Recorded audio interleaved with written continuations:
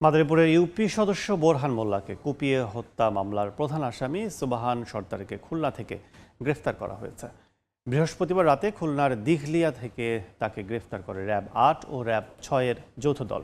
স্থানীয়রা জানান, মাদারীপুর সদরের চর ব্রাহ্মণ নদী এলাকার শিমুল সর্দারের সঙ্গে বিরোধ চলছিল ঝাউদি ইউনিয়নের ৩ নং ওয়ার্ডের ইউপি সদস্য বোরহান মোল্লার।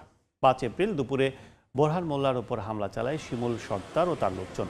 এ সময় ধারালো অস্ত্র দিয়ে ইউপি সদস্যকে কুপিয়ে জখম করে হামলাকারীরা পালিয়ে যায়। পরে স্থানীয়রা বোরহানকে উদ্ধার করে মাদারীপুর ২৫০ শয্যা জেলা হাসপাতালে ভর্তি করে। ২ দিন পর ঢাকা মেডিকেলে চিকিৎসাধীন অবস্থায় মারা যায় তিনি।